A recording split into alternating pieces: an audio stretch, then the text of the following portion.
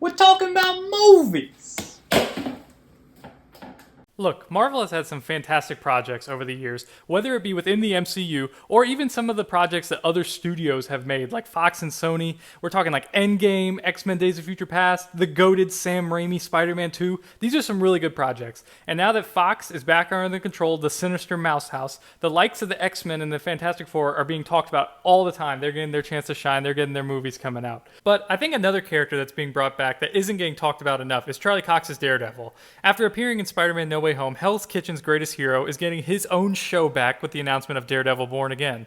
But what cannot be lost or forgotten is the 3 seasons of the Netflix Daredevil show that were released between 2015 and 2018. This show is a masterpiece. I recently rewatched it, and I gave it like some time to sit before making this video. I watched it straight through for the first time since it was released. And I'm here to tell you guys, this is one of the top 5 Marvel things ever invented. I don't care which studio, I don't care movie, show, whatever. It's grounded, it's thrilling, it's intense. There's so many twists and thrills. Vincent D'Onofrio as Wilson Fisk is the villain. They humanitize him so well to where you see he's just a guy. He's been through a lot, but he's like so evil. He controls everything. He pulls all the strings, and he legitimately seems unbeatable. The show does an awesome job with that. He seems like there's no way to take him down. And he's not like a mustache twirling villain. He's just like the guy. He really makes the show. Even in a season 2 where he's not the focus, they tie him into it where you're like, of course it's him. Of course they're bringing him into it. Of course he's behind all this. I'll start at the beginning with season 1. They do a great job of establishing the origin of Daredevil. Charlie Cox is not just a great Daredevil, he's a great Matt Murdock, and that really makes the show. He really sells the whole he's just a helpless blind guy shtick he has going on,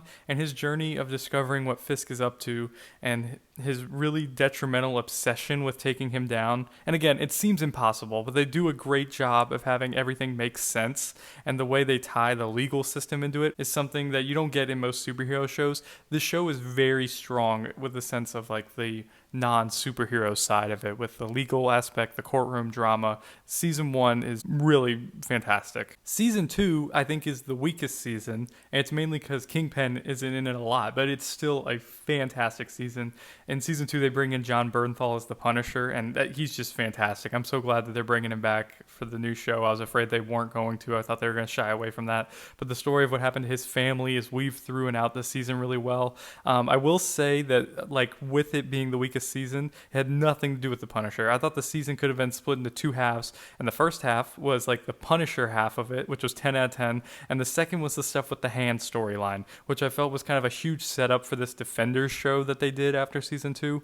It was not bad, and what they did bringing in Stick and Elektra was really good and very comic booky, but it felt like they kept pulling Matt away from the main story of the Punisher to deal with this, and I guess that's kind of the point, dealing with the two sides of Daredevil and Matt Murdock. But I really kind of wish they just focused on the Punisher stuff, because that stuff was just really, really good. So season 2, also fantastic. I'll briefly cover the Defenders show because I did watch it in between seasons 2 and 3, and it was okay. I think the biggest downfall was they tried to make all 4 of these heroes that they have the different shows like all co-leads.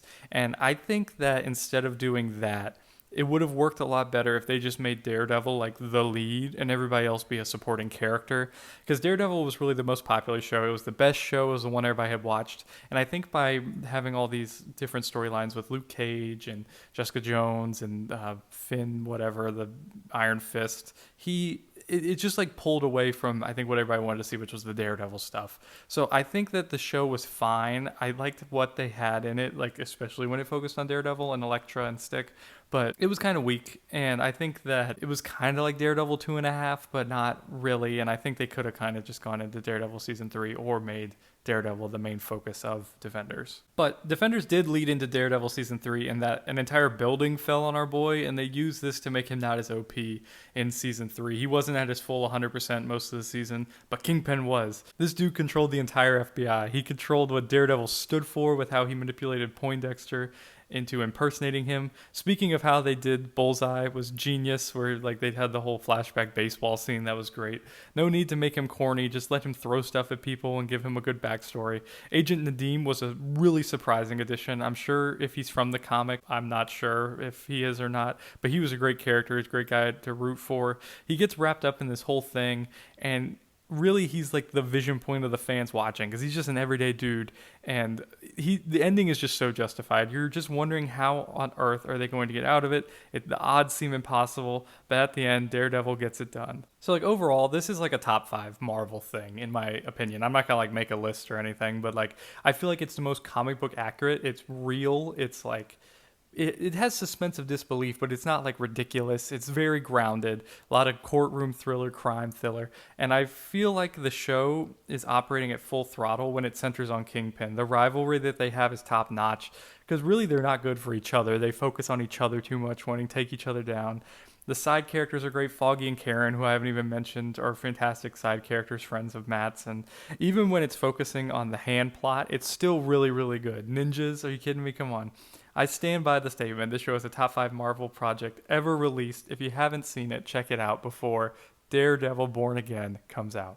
But hey, thanks for checking out my humble video. Whether you accidentally clicked on us or clicked on us thinking it would be something better, we're glad you're here. We talk about tons of stuff like this on the channel, and whatever it is you want us to talk about, we probably talk about that too. So why don't you hit that subscribe button, stick around for more videos, and we'll see you in the next one. Thanks.